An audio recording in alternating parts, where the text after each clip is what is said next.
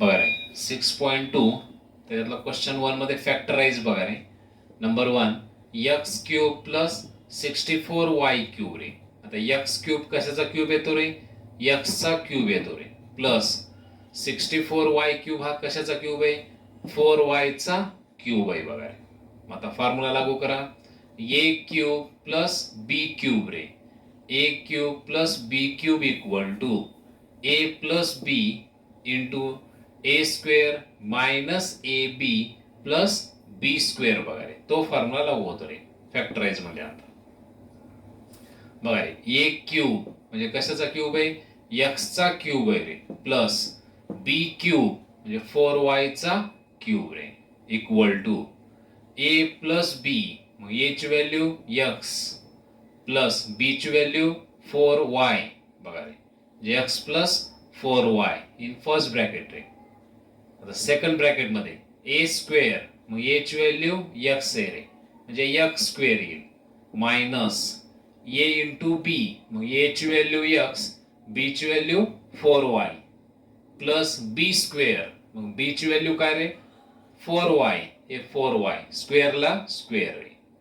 आता x plus 4y in first bracket into हे x स्क्वेअरला x square minus ह्या दोघाचा मल्टिप्लाय करा 4xy प्लस 4 चा स्क्वेअर 16 आणि y चा स्क्वेअर y स्क्वेअर. हे फॅक्टर येतील बघा. बघा second example 125p cube plus Q cube बघा रे. आता 125 कशाचा क्यूब आहे रे? 5 चा क्यूब येतो रे. आणि p क्यूब p चा क्यूब आहे रे म्हणजे 5p bracket cube plus Q cube कशाचा येतो? क्यू चा क्यूब येतो बघा रे. बघा मग इथं फॉर्म्युला लागू होतं रे a cube plus b cube बघा रे. In first bracket a plus b into second bracket a square minus a B plus b square रे. हा फॉर्म्युला लागू होतो रे. आता ए क्यूब म्हणजे कशाचा क्यूब आहे रे? 5p चा क्यूब प्लस बी क्यूब म्हणजे क्यू चा क्यूब येतो रे. मग आता in first bracket a plus b मग ए ची व्हॅल्यू 5p प्लस बी ची व्हॅल्यू क्यू बघा रे. In first bracket 5p plus q आला रे into second bracket a square मग ए ची व्हॅल्यू या ब्रॅकेट मध्ये 5p स्क्वेअरला स्क्वेअर रे मायनस ए इंटू बी म्हणजे 5p इंटू क्यू कारण ए ची व्हॅल्यू 5p ए ची व्हॅल्यू 5p आणि बी ची व्हॅल्यू क्यू आहे बघा रे. प्लस बी स्क्वेअर मग बी ची व्हॅल्यू क्यू आहे रे. बी ची व्हॅल्यू क्यू घ्या स्क्वेअरला स्क्वेअर रे. In first bracket 5p plus q into आता 5 चा स्क्वेअर 25 p चा स्क्वेअर p स्क्वेअर रे मायनस ह्या दोघाचा मल्टिप्लाय 5pq प्लस q चा स्क्वेअर q स्क्वेअर. हे फॅक्टर येतील.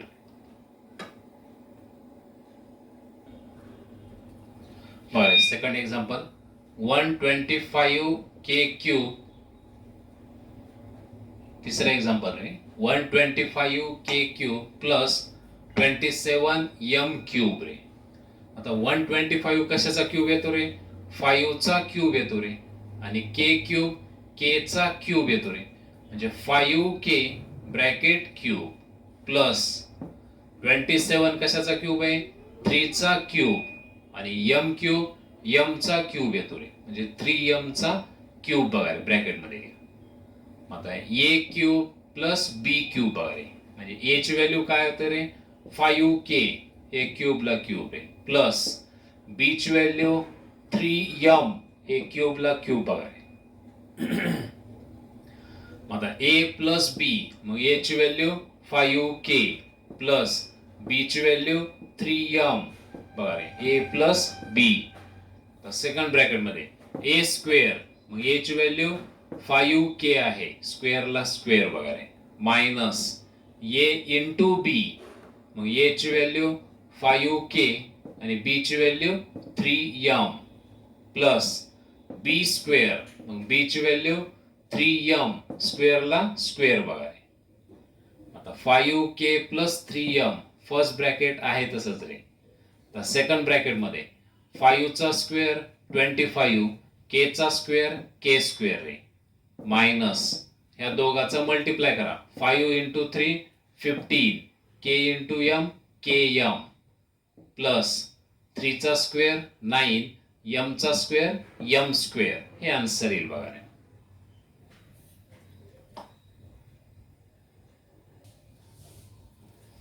चौथं example 2l cube plus 432 m cube. बघा रे, आता 2 आहे का क्यूब कशाचा रे? नाही रे. 432 सुद्धा क्यूब नाही रे. ह्याच्यासाठी काय करायचं? 2 हा कॉमन काढून घ्या दोघांमध्ये, कारण ह्या दोन्ही टर्मला 2 न डिवाइड होतं रे.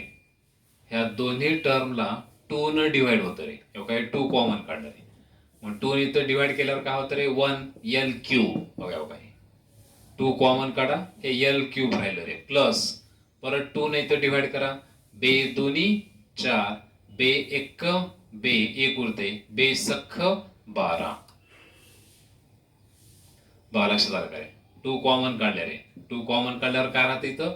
l क्यूब राहतं रे. प्लस परत 2 ने इथं डिवाइड करा रे, बे दोन्ही 4, बे एक बे एक उरला, बे सख्ख 12.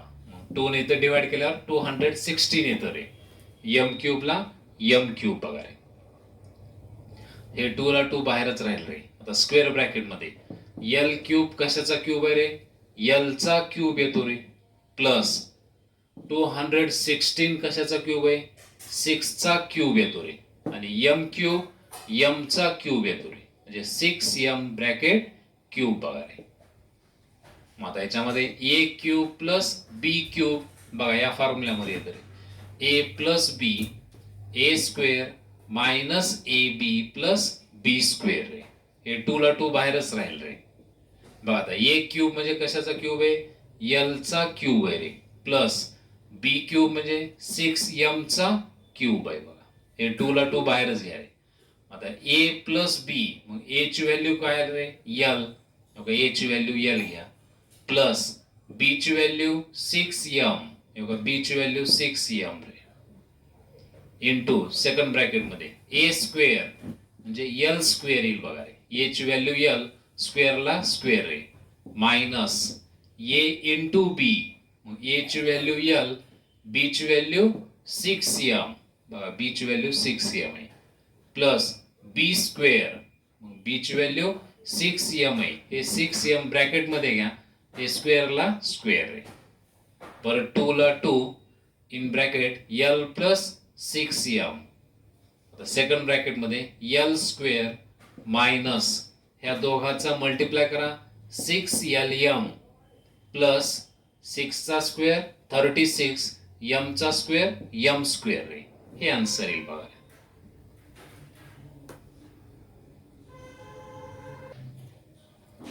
बरं, पाचवं example 24a cube plus 81b cube रे. आता 24 आहे का क्यूब कशाचा रे? नाही. 81 सुद्धा क्यूब नाही. बघा रे, मग ह्या दोन्ही टर्मला कशाने डिवाइड होतं रे? 3 न डिवाइड होतं. बघा रे, मग 3 कॉमन काढा. बघा रे, ह्या दोन्ही टर्मला 3 न डिवाइड होतं. बघा रे, आता 3 कॉमन काढा दोघांमध्ये, मग 3 कॉमन काढल्यानंतर 3 न डिवाइड करा, 3 8 24. बघा 8 आले इथं. a क्यूबला a क्यूब रे.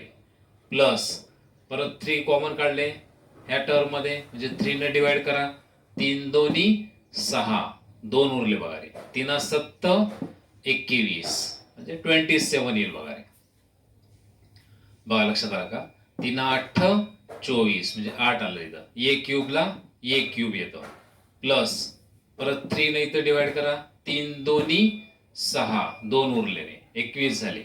3 7 21, हे b क्यूबला b क्यूब. बघा रे, मग 3 ला 3 बाहेरच राहील. स्क्वेअर ब्रॅकेट मध्ये 8 कशाचा क्यूब येतो रे?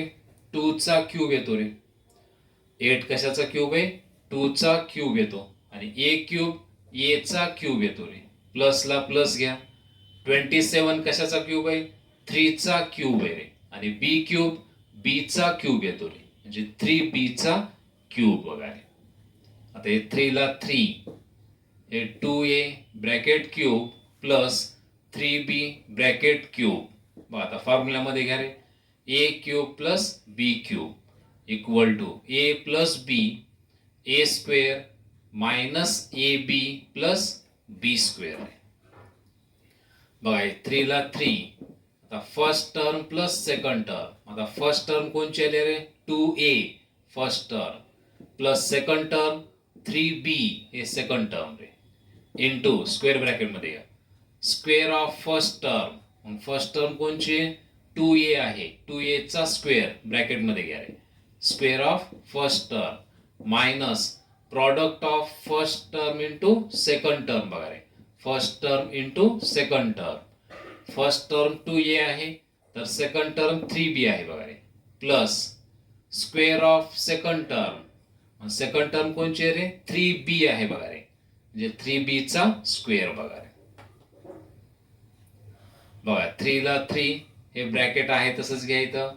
आता 2 चा स्क्वेअर 4 a चा स्क्वेअर a स्क्वेअर आहे minus 2 into 3 6 a into b A B plus 3 चा स्क्वेअर 9 b चा स्क्वेअर b स्क्वेअर. बघा हे 3 कॉमन काढलेलं बाहेरच राहील. बघा हे असे फॅक्टर पडतील. बघा रे बघा रे a cube plus b cube म्हणजे ए प्लस बी हे 3 ला 3 बाहेर राहिलं ए प्लस बी म्हणजे first term plus second term म्हणजे फर्स्ट टर्म 2a आहे सेकंड टर्म 3b आहे. हे first term plus second term square of first term minus product of first term and second term plus square of second term.